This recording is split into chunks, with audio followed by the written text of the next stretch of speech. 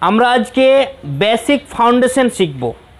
Basic foundation of English grammar মানে ইংরেজি ব্যাকরণের, ইংরেজি গ্রামারের প্রাথমিক স্তরগুলি আমরা সুন্দর মতো জানব। যে না স্যার আমরা তো জানি, তো জানার কোনো শেষ নেই, শিক্ষার কোনো সময় নেই। শিখবো আমরা যত একটা বিষয়কে নাড়াঘাটা করব, যে বিষয়টি বেসিক ঘাটাঘাটি করব সেই বিষয়ে নতুন কিছু না কিছু শিখবই। আমাদের জানা আছে, শেখা আছে, তারপরও আমরা শিখব। তাহলে আমি কয়েকটি পয়েন্ট আজকে দিয়েছি, ইংরেজি গ্রামারের কয়েকটি পয়েন্ট, সেই পয়েন্টটি শুধু আলোচনা করে আমরা ছেড়ে দেব। প্রথমে হচ্ছে কি ইন্ট্রোডাকশন মানে পরিচয়। কি পরিচয়? যে grammar is important for all student, সে 1 ক্লাসের হোক বা 10 ক্লাসের হোক, 5 ক্লাসের হোক, 6 ক্লাসের হোক, ফর এভরি স্টুডেন্ট, যে কোনো বিদ্যার্থীর জন্য, যে কোনো শিক্ষার্থীর জন্য, যে কোনো ছাত্রের জন্য উপকারী। তারপরে গ্রামার মানে হলো রুলস অফ ল্যাঙ্গুয়েজ। গ্রামার মানে হচ্ছে কি রুলস অফ ল্যাঙ্গুয়েজ, মানে ভাষার একটি নিয়ম। আমরা প্রত্যেকটা কাজ নিয়ম মেনে করি, প্রত্যেকটা জিনিসের ব্যবহার নিয়ম মেনে করি। আমরা একটা মোবাইল ফোন অপারেট করলেও সেটাতে নিয়ম ফলো করি। কিভাবে পাওয়ার অন করতে হয়, কিভাবে উইন্ডো চালাতে হয়, কিভাবে নতুন পেজ খুলতে হয়, সব কিছুর আমাদের ইনস্ট্রাকশন থাকে, ওই ইনস্ট্রাকশন মেনে আমরা করি। রাস্তাঘাটে চলতে আমরা নিয়ম ফলো করি না? ট্রাফিক রুলস, ট্রাফিকের নিয়ম আমরা ফলো করি। নইলে ট্রাফিকের রুলস ফলো না করলে আমাদের দুর্ঘটনা হতে পারে বা দুর্ঘটনা হচ্ছে। তাই প্রত্যেকটা জিনিসের নিয়মাবলী রয়েছে। তাহলে গ্রামারও হচ্ছে দ্য রুলস অফ ল্যাঙ্গুয়েজ, মানে ভাষার জন্য নিয়ম, ভাষার জন্য নিয়ম। ইংরেজির জন্য ইংরেজি গ্রামার, বাংলার জন্য বাংলা গ্রামার, হিন্দির জন্য হিন্দি গ্রামার, উর্দুর জন্য উর্দু গ্রামার, ফার্সির জন্য ফার্সি গ্রামার। মানে প্রত্যেকটা ভাষার নিজস্ব নিয়ম রয়েছে। কি নিয়ম? যে কিভাবে ভাষা বলতে হবে, কিভাবে লিখতে হবে, কোন জায়গাতে কোন ওয়ার্ড ব্যবহার করতে হবে, এই সমস্ত নিয়মগুলি রয়েছে গ্রামারের মধ্যে, ব্যাকরণের মধ্যে। সেই জন্য বলছে grammar is the rules of language, মানে ভাষার নিয়ম। এবার যেভাবে আমরা প্রত্যেকটি নিয়ম মেনে চলি, প্রত্যেকটা বিষয়ে প্রত্যেকটি, এমনকি জল খাওয়ারও নিয়ম রয়েছে, বসার নিয়ম রয়েছে, শোয়ার নিয়ম রয়েছে, সমস্ত কিছুর নিয়ম রয়েছে। যদি আমাদের জীবনকে আমরা সুন্দর করে সুস্থভাবে আমরা জীবন কাটাতে চাই, তাহলে আমাদের ফিজিক্যাল অনেক রুলস রয়েছে, শারীরিক গতিবিধির অনেকগুলি নিয়ম রয়েছে, সেগুলো আমাদের ফলো করতে হয়। তাহলে আমার ইংলিশকে ইমপ্রুভ করার জন্য ইংরেজি গ্রামারের নিয়মগুলো মেনে চলবো, তাহলে তো ইমপ্রুভ হবে। আমার কমিউনিকেশন, যোগাযোগ স্কিল ইমপ্রুভ হবে, আমার রাইটিং স্কিল ইমপ্রুভ হবে, আমার রিডিং স্কিল ইমপ্রুভ হবে। ঠিক আছে। 2 নম্বর অপশন হচ্ছে হোয়াট ইজ গ্রামার, মানে ব্যাকরণ কেন? গ্রামার মানে ব্যাকরণ। এখানে প্রশ্ন হোয়াট ইজ গ্রামার, তাহলে এর উত্তর কি? Grammar is the system and structure of A language. System মানে সিস্টেম অ্যান্ড স্ট্রাকচার, কীভাবে ভাষা গঠন, কিভাবে ভাষা বলতে হয়, কিভাবে ভাষা পড়তে হয়, কিভাবে ভাষা বুঝতে হয়, এই সমস্ত রুলস রেগুলেশন, স্ট্রাকচার এবং পুরো সিস্টেমটাকে স্ট্রাকচার রূপে ধরে রেখেছে কিসে? এই গ্রামারে। কিসে? গ্রামারে। তারপরে গ্রামার আমাদের শেখায় কিভাবে ওয়ার্ড এবং কিভাবে সেন্টেন্স, বাক্য, কিভাবে শব্দ গঠন করতে হয়। গ্রামার আমাদের শেখায় কিভাবে ওয়ার্ড গঠন করতে হয়, ওয়ার্ড মানে শব্দ গঠন করতে হয়, কিভাবে সেন্টেন্স, বাক্য গঠন করতে হয়, তৈরি করতে হয়, এই সমস্ত কিছু আমাদের শেখায়। যেহেতু এর মধ্যে নিয়ম রয়েছে, এই গ্রামারই আমাদের নিয়ম শেখায় কি ওয়ার্ড কিভাবে গঠন করতে হবে এবং সেন্টেন্স কিভাবে গঠন করতে হবে। এক্সাম্পল, উদাহরণস্বরূপ যদি আমরা দেখি, she going school, she going school, এটা কিন্তু সেন্টেন্স হবে না, এটা সেন্টেন্স হবে না। এটা এই জন্য সেন্টেন্স হবে না যে এটা অ্যাপ্রোপ্রিয়েট, মানে ফুল অর্থ প্রকাশ করছে না। এর মধ্যে নিয়ম, গ্রামারের যেটা নিয়ম রয়েছে, রুলস রয়েছে, সেটা ফলো করা হয়নি।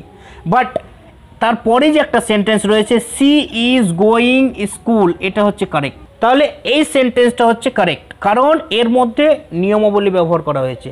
যে স্যার এখানে তো অর্থ বোঝা যাচ্ছে, সি মানে একটা কোনো মহিলা রয়েছে বা মেয়ে রয়েছে, স্ত্রীলিঙ্গ রয়েছে, গোয়িং স্কুল মানে সে স্কুলে যাচ্ছে, বোঝাই তো যাচ্ছে। হ্যাঁ বোঝাও যাচ্ছে, এখানেও বোঝাও যাচ্ছে, শুধু এখানে যে একটা এই যে হেল্পিং ভার্ব ইজটা রয়েছে, ইজটা এই সেন্টেন্সের মধ্যে নেই। বাক্যের মধ্যে নেই, সে কারণে এই বাক্যটি বা সেন্টেন্সটি রং, বাট এই সেন্টেন্স এবং বাক্যটি কারেক্ট, কারণ এখানে এই হেল্পিং ভার্বটি রয়েছে। সেকেন্ড প্রশ্ন হচ্ছে কি, লেটার্স অ্যান্ড অ্যালফাবেটস। লেটার্স মানে হচ্ছে বর্ণ, অ্যালফাবেটস মানে হচ্ছে বর্ণমালা। লেটার হচ্ছে ভাষার সেই অঙ্গটি যা এক চিহ্ন রূপে ব্যবহার করা হয়, ভাষার লেখ্যরূপে চিহ্ন, চিহ্নটাকে আমরা এ বলি, বি বলি, সেই বলি। এবার এটাকে হচ্ছে লেটার। অ্যালফাবেট কোনটাকে বলে? অ্যালফাবেট হচ্ছে কি সমস্ত লেটার্সগুলি, সমস্ত বর্ণমালাগুলিকে বলে অ্যালফাবেট। অ্যালফাবেট মানে হচ্ছে বর্ণমালা। তাহলে ইংলিশে অ্যালফাবেট হচ্ছে 26টি। কয়টি? 26টি, 26 letters. There are 26 letters in English alphabet, মানে 26টি বর্ণ হচ্ছে ইংরেজি বর্ণমালাতে। এই 26টি বর্ণকে আবার 2 টাইপস অফ লেটার্স, 2 ভাগে ভাগ করা হয়েছে। কয় ভাগে? 2 ভাগে। এক নম্বর হচ্ছে ভয়েলস, এ ই আই ও ইউ, এই 5টা হচ্ছে ভয়েলস। তারপরে 2 নম্বর হচ্ছে কনসোনেন্ট। কনসোনেন্ট মানে হচ্ছে বাকি যে 5টি ভয়েল রইল 26টির মধ্যে এবং বাকি যে 21টি লেটার রইল, সেই লেটারগুলিকে বলে কনসোনেন্ট। কি বলে? কনসোনেন্ট। এক্সাম্পল ধরো, এক্সাম্পলের আমরা যদি উদাহরণ নিই তাহলে কি, এ হচ্ছে ভয়েল, বি হচ্ছে কনসোনেন্ট। বোঝা গেল? 26টি লেটার, 26টি লেটারের মধ্যে 5টি হচ্ছে ভয়েল এবং বাকি 21টি হচ্ছে কনসোনেন্ট। ওকে, নেক্সট প্রশ্ন। তারপরের প্রশ্ন হচ্ছে কি, যে ওয়ার্ড বা শব্দ, ওয়ার্ড কাকে বলে বা শব্দ কাকে বলে, শব্দ কিভাবে তৈরি করতে হয়, কিভাবে শব্দ হয়। আমরা পড়েছি কি, a group of letters when make a meaning it's call a word, মানে এক বা একাধিক অক্ষর বা বর্ণ পাশাপাশি বসে যখন একটি অর্থ প্রকাশ করবে তখন সেটিকে বলে কি, ওয়ার্ড বা শব্দ। যেমন পেন, PEN, পেনের মধ্যে কয়টি লেটার? 3টি লেটার পাশাপাশি বসে একটা অর্থ প্রকাশ করলো পেন, তারপরে সেটা হলো একটি শব্দ। এখানে কি বলছে, যখন লেটার্স একসঙ্গে মিলিয়ে মিনিং দেয় তাকে বলে ওয়ার্ড বা শব্দ। যখন লেটার্স, মানে লেটার মানে হচ্ছে একটি বর্ণ, লেটার্স হয়ে গেল মানে অনেকগুলি বর্ণ, ওই যে গ্রুপ অফ লেটার্স, মানে একগুচ্ছ বর্ণ বা একের অধিক বর্ণ পাশাপাশি বসে যখন একটি মিনিং মানে কি অর্থ, মানে একটা মানে দেয় তাকে বলে ওয়ার্ড বা শব্দ। উদাহরণস্বরূপ এখানে বলছি কি, C+A+T একসাথে লিখলে কি হবে? CAT, cat. ক্যাট মানে বোঝা যাচ্ছে একটি প্রাণীর নাম, ক্যাট মানে বিড়াল। তারপরে হচ্ছে কি সেন্টেন্স, সেন্টেন্স মানে বাক্য, সেন্টেন্স মানে বাক্য।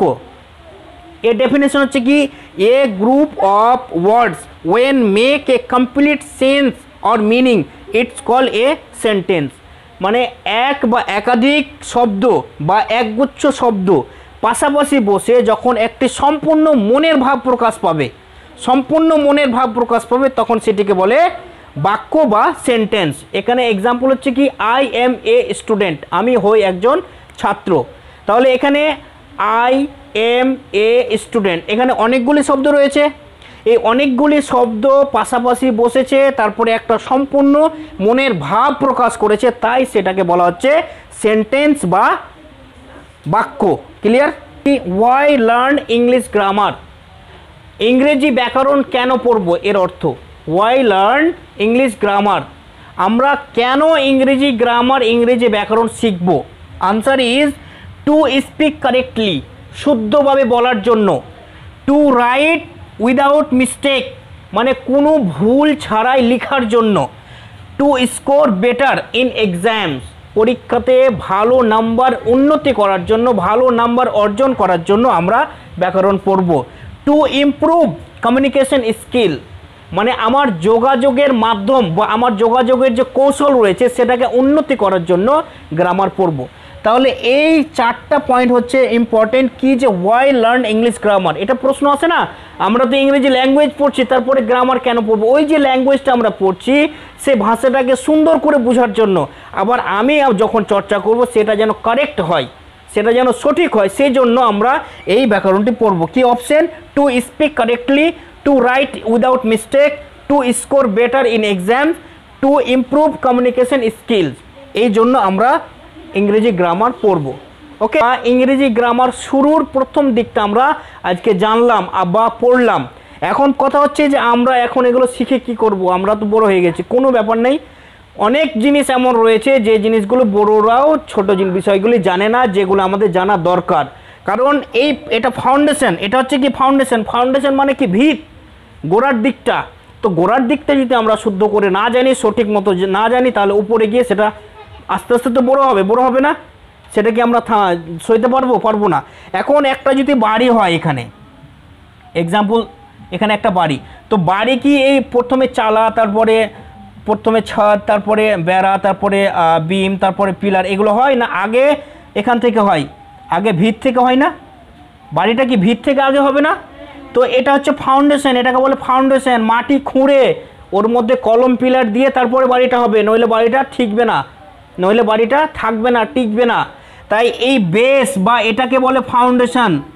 ফাউন্ডেশনটাই যদি ঠিক না থাকে, ফাউন্ডেশনটা যদি মজবুত না থাকে, তাহলে উপরে কি কোনো লোড নেবে? বাড়িটা নেবে না। তাই ইংরেজির এটা হচ্ছে ফাউন্ডেশন, ইংরেজি গ্রামারের এটা হচ্ছে ফাউন্ডেশন। তাই এটাকে আমাকে ভালো করে শিখে রাখতে হবে, তাহলে উপরে গিয়ে আমি খুব দ্রুত শিখতে পারবো কোনো জিনিস। এর পরের ক্লাসে আমরা পার্ট অফ স্পিচ পড়ব। পার্ট অফ স্পিচ একটু বলে দিই। পার্ট অফ স্পিচ ইংরেজি গ্রামার অনুযায়ী হচ্ছে 8টি। 1 নম্বর হচ্ছে noun, pronoun, adjective, verb, adverb, preposition, conjunction, interjection. আমরা এই 8টি ভাগের ডেফিনেশনগুলো এর পরের ক্লাসে জানবো, ঠিক আছে? ততক্ষণ পর্যন্ত এটাকে আমাদের শরবত গোলা মতো গুলে খেতে হবে।